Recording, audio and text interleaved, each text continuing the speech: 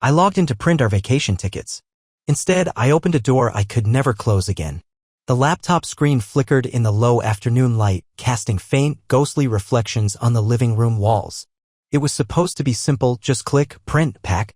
I barely glanced at the dashboard we shared, my mind already on sunny beaches and tourist maps. But then a glint of motion snagged at my eye, a new message notification. One I didn't recognize. Maybe I should have looked away. Maybe I should have shut the laptop and walked upstairs to fold clothes, pretend everything was fine for one more day. Instead, I clicked, and the world as I knew it slipped sideways. The screen shifted, and there it was, stark and casual as a whispered secret. I miss you. When can we be together again? It wasn't addressed to me. For a few heartbeats, I sat frozen, hands hovering uselessly over the keyboard, watching my life fracture into something unrecognizable. The house around me felt suddenly too large, too hollow, as if the walls had expanded just to mock me. It had to be a mistake. A spam message. A glitch. But her name was right there in the sender line. And so was a name I didn't know. My mouth felt dry, my heart hammering unevenly against my ribs. I could have closed it. Pretended I never saw it. Instead, my finger trembled its way to the mouse. And clicked again. The inbox unfolded like a graveyard of things I wasn't meant to see. Threads of conversations, casual in their intimacy, littered the page. Plans made in half-joking whispers. Soon, she'd said once. He doesn't suspect a thing, she'd said another time. Each line was a pinprick to my skin, a map of betrayals so ordinary it made me sick. No grand declarations. No tortured apologies. Just life. A second life that had been thriving right alongside the one we shared. I scrolled mechanically, unable to stop myself, each new message another step deeper into a place I couldn't return from. My hands were ice, but my mind raced ahead, replaying every odd moment from the last few months, the late nights, the sudden locked screens, the way she'd stopped humming when she cooked. I thought about our anniversary dinner last week. How she had smiled across the table, distracted and distant. How I had convinced myself it was work stress, not distance. Some betrayals don't start with screams or slammed doors. Some start with a flicker. A screen blinking to life. And a husband too slow to see what was already gone. The first message could have been a joke. The second erased any doubt. The thread unraveled beneath my fingers like a rope slipping through a desperate hand. Message after message. Each one tugging harder, pulling me down. The first, playful, even clumsy, almost let me breathe again. Still thinking about yesterday. You always make me laugh. It could have been innocent. An old college friend. A work buddy. Some half-forgotten joke I wasn't privy to. I clung to that tiny hope, desperate. Pressing it against the gaping wound opening in my chest. But hope is a fragile thing. It snaps easily under the weight of truth. The second message landed like a hammer. I can't stop thinking about you. You make me feel alive again. I count the minutes until we're together. Alive again. The words stared back at me, sharp-edged and merciless. I sat very still, afraid that if I moved, the pieces of my life would finish crumbling all at once. I reread them again and again, looking for loopholes that weren't there. No inside joke could twist that kind of intimacy. No old friend could explain it away. Somewhere upstairs, I heard the faint creak of our daughter shifting in her sleep, a small, familiar sound that suddenly felt foreign, detached from this moment. I shifted my gaze to the corner of the screen. Her profile picture smiled at me, Claire holding our daughter on a picnic blanket, sunlight crowning her hair, the easy laugh I used to believe was mine alone. A captured moment. A lie frozen in pixels. How many other moments had she smiled like that, with me oblivious and him counting the minutes too? It hit me then, something deep and cold. I didn't know the woman smiling back at me. Not really. I knew the shape she wore when she was with me, the habits, the inside jokes, the rhythms we had built together like a house of cards. But underneath? A stranger. There had been signs I realized now subtle, like a wrong note in a familiar song. A hug held just a second too long before pulling away. Laughter that didn't quite reach her eyes. The way she once said, "I love you," while already reaching for her phone. I had loved the woman I thought she was. But that woman had been slipping away for a long time, her footprints fading behind her. And here I was staring at a graveyard of conversations, still trying to find her footprints in the dust. Somewhere deep inside me, something shifted. The first crack of anger, quiet but certain. Not a roar. Not yet. Just a flicker. A flicker strong enough to burn if I let it. The house smelled like coffee and fresh laundry. Ordinary. Safe. A lie. I closed the laptop carefully, almost tenderly, as if sealing a wound that still pulsed underneath my fingertips. As if pretending could make it less real. The house wrapped itself around me in a haze of familiarity, the soft whir of the dryer, the faint clink of a mug settling in the sink, the lingering scent of lavender detergent drifting through the air. Her scent. The life we had built together, still moving, still breathing, unaware that I was standing here, gutted. I moved without thinking, my feet carrying me into the living room like a ghost retracing old steps. And there it was. Our family portrait. It hung above the mantel, the proud centerpiece of our home. The three of us locked together in a single, perfect moment. Her smile, wide and unburdened. Our daughter, tucked safely between us, clutching my thumb with chubby fingers. Me, grinning like a man who thought he had everything. I used to believe that photo meant forever. That it was proof, evidence, that we had made something solid, something permanent. Something that could weather anything. Now, staring at it, all I saw were actors in borrowed costumes. Arms linked by duty, not devotion. Smiles stretched too wide, hiding the fraying edges underneath. Had she already started lying then? Was he already part of her world when we stood there, laughing under the photographer's bright lights? The thought burrowed deep, worming its way into the cracks forming in my mind. I tried to summon the comfort that photo used to bring, the reminder that no matter how hard life got, we were together. But now it just looked posed. Artificial. A stage set that had long since been abandoned. My gaze fell on the little details, her hand resting lightly on my shoulder, the faint matching of our outfits she had insisted on, the way she had smiled at me that day, telling me to lean in closer. How much of it had been real? How much of it had been rehearsal? I reached out and touched the frame, the glass cool and slick under my fingertips. A strange thought drifted through me. If you press your hand against glass long enough, you stop feeling the chill. You start to believe the barrier isn't there.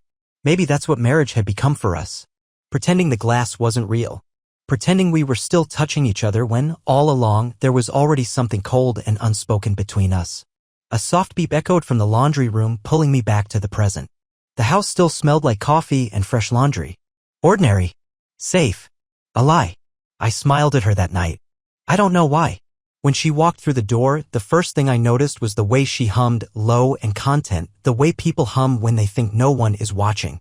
Her arms were loaded with grocery bags, her hair a little tangled from the wind. I was already sitting at the kitchen table. Waiting. Smiling. It wasn't conscious. It wasn't forgiveness.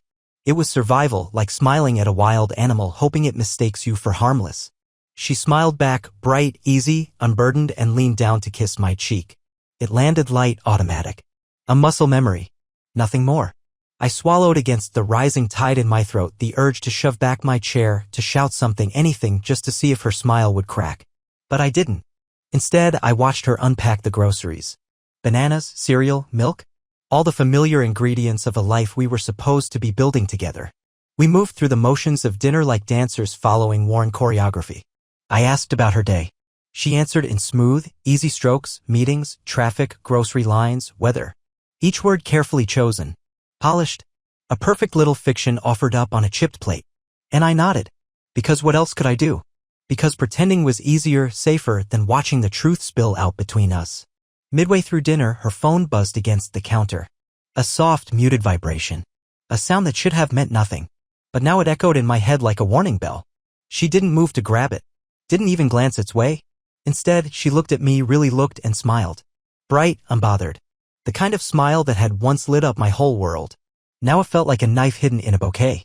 More potatoes? She asked, lifting the bowl between us. I should have said no. I should have said, who was that? I should have said, I know. But I didn't. I said yes. I said yes to the potatoes. Yes to her smile. Yes to pretending that we were still something real. Yes to 100 tiny betrayals I couldn't yet name. Because the truth was too big to confront all at once. It had to be swallowed piece by piece like broken glass. Slow. Careful. In silence. And somewhere, deep in the part of me still clinging to hope, I told myself maybe, just maybe, she would choose us again. Choose me. So I smiled. And I said yes to everything that night. Even as everything inside me was already saying goodbye. Just a work thing, she said. I wanted to believe her so badly it hurt. The morning sun slanted through the kitchen windows, catching dust motes in golden suspension. She poured coffee with the ease of someone who believed everything was still normal. Maybe it was. Maybe it wasn't. Between sips, casual as a shrug, she said it. Conference came up. Last minute. Mandatory. 3 days away. Hotel paid for by the company. I smiled, the practice kind I had perfected. What hotel? I asked, light, joking, like it didn't matter. Because it wasn't supposed to matter. For the briefest flicker of a second, she hesitated. A blink. A pause so slight it could have been missed unless you were already listening for it. Unless you were already living in the hollow spaces between words. Then the answer came, polished and ready. A name. A place. A lie, neatly gift-wrapped and handed to me across the breakfast table. I nodded. Pretended to sip my coffee. Pretended not to feel the tremor building under my skin. That night, I helped her pack. Shirts folded tight. Shoes lined up like soldiers. Her favorite perfume, the one that smelled like lavender and promises, tucked carefully between layers. My hands shook as I zipped her suitcase closed. She didn't notice. Or maybe she did. And pretended not to. We were both getting good at pretending. I told myself it was just stress. That the knots in my stomach were normal. That if I loved her enough, trusted hard enough, the cracks I saw would disappear like bad dreams under morning light. I told myself a lot of things that night. And she kissed me goodbye with the same automatic grace she always did. Like it meant something. Like we weren't standing on the edge of something too broken to name. The suitcase thudded softly onto the floor by the door. Waiting. Like a loaded gun with the safety off. Somewhere in the house, the dryer buzzed, warm, familiar, unbothered. Ordinary. Safe. A lie. I kept rereading the messages as if a different ending might appear. After she left, suitcase bumping gently behind her, perfume lingering in the hallway like a ghost, I stayed at the kitchen table. Her coffee cup sat across from me, half drunk, a pale ring of lipstick staining the rim. The house felt colder without her. Bigger, somehow. Like the walls had stretched overnight, leaving me a tiny, irrelevant thing rattling around inside. I stared at the coffee cup for a long time. Then, without really deciding to, I opened the laptop again. The screen blinked to life, bathing the room in sterile blue light. The thread of messages was still there, waiting for me like an open wound. I told myself I shouldn't look. That there was no good left to find. But curiosity and grief are cruel masters. They don't care what's good for you. So I read. And what I found was worse. So much worse. Hotel room numbers shared in whispered code. Jokes about making up for lost time. Conversations about futures that didn't include me at all. I wish we could just run away. Maybe someday. Sooner than you think. Each line was a blade. A careful, deliberate cut across the skin of my soul. And still I kept reading as if somewhere hidden between the lines, a different ending might reveal itself. Some loophole. Some confession that said, just kidding. It's not real. None of it's real. But the only thing real was how easily she had erased me from the life we built. How effortlessly she had sketched new dreams, new futures without me in them. Without our daughter. Without the ordinary Sundays and soft goodnights and shared morning coffees. Without the promises we once made so recklessly, so beautifully, under the stupid illusion that forever was a choice you only had to make once. I pressed the laptop shut, the final click loud in the silence. But the words were already carved somewhere deeper than screens. They lived behind my eyelids now, looping, gnawing, whispering. The family we had built wasn't breaking. It wasn't fighting to hold on. It was already gone. I just hadn't caught up yet. I couldn't pretend anymore. Not even to myself. By the second night, the house felt uninhabitable. Every creak of the floorboards, every hum of the heater, every tick of the clock seemed louder, sharper, like the house itself was accusing me of still being here. I couldn't eat. I couldn't sleep. I just sat there, hollowed out, a man-shaped shell pretending to breathe. Her house keys sat heavy in my hand, the jagged teeth pressing deep into my palm until little purple bruises bloomed. I didn't even realize I was squeezing them until the pain broke through the numbness. I kept imagining them together. Her laugh, that warm, lilting sound I used to believe was mine, now gifted to someone else. The way she leaned in close when she was happy, like the world narrowed down to just the two of you. Not with me. Not anymore. That was the thing about grief, I realized. It wasn't loud. It was silent. A slow seep of cold through the walls of your life until you woke up freezing and alone. I found myself standing in front of the family photo again like a moth circling a flame it no longer understood. Our faces grinned back at me, frozen, framed, ridiculous. A lie hung neatly above the fireplace. Without thinking, I reached for it. Not angrily. Not even sadly. Just, done. The frame felt heavier than it should have. Like it knew. Like it had been waiting for me to finally let go. I wrapped it in an old towel I found in the laundry room, the fabric smelling faintly of lavender and fabric softener, the same scent that once smelled like home. Then I shoved it deep into a drawer. Out of sight. Out of reach. I didn't want to see their faces anymore. Including mine. Because the man in that picture didn't exist anymore either. She didn't even look surprised when she saw me waiting. The door swung open with a soft clatter, the wheels of her suitcase bumping carelessly over the threshold. She stepped into the house like she still belonged there, sun-kissed, smiling, the air around her humming with a kind of tired satisfaction. I sat at the kitchen table exactly where I had been for what felt like forever. Waiting. The laptop was open in front of me, the glow of betrayal lighting my face. I hadn't bothered to hide the screen. I wanted her to see it. Every word. Every room number. Every empty promise she had made to someone else. She paused in the doorway, her body still angled toward escape. Our eyes locked across the gulf of space that felt bigger than the whole house. For a heartbeat, the world stilled. No footsteps. No excuses. Just two people staring across the wreckage of what used to be a life. She didn't cry. She didn't fall to her knees or stammer apologies into the floorboards. She didn't even blink hard enough to chase away guilt. Instead, she exhaled. A long, slow breath, as if a weight had been lifted off her shoulders. And somehow that was worse than all the begging or screaming I had prepared for, because it meant there had never been a struggle. No moral wrestling. No late-night battles between right and wrong. There had only ever been a choice. Deliberate. Final. Not a mistake. Not a moment of weakness. A choice. To leave. To lie. To smile across breakfast tables while mapping an escape route in secret. And I saw it all in that single breath she let go. Saw the truth as clearly as if she had spoken it aloud. She hadn't been trapped. She hadn't been lost. She hadn't been confused. She had been walking away for a long, long time.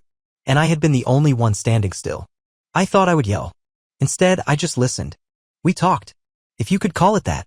Her voice filled the kitchen like smoke, thick, choking, impossible to ignore. She explained. She apologized. The words tripped over themselves, soft and sad and utterly meaningless. I didn't mean to hurt you. I felt trapped. I felt lost. I felt invisible. She spoke like someone recounting a bad dream, half believing it herself. I nodded, not because I agreed, but because it didn't matter anymore. Nothing she said could stitch back what had already torn beyond repair. The words just dissolved into the walls, into the floor, into the spaces where our life used to live. In the corner of my eye, I caught the empty spot above the mantel, where our family photo used to hang. Just blankness now. Appropriate. She asked if we could figure it out. For the sake of the kids. For the life we had built. As if love could be resuscitated by logistics and visitation schedules. For a moment, I almost laughed. The absurdity of it. The cruelty of it. But instead, I smiled, genuinely, finally, and said no.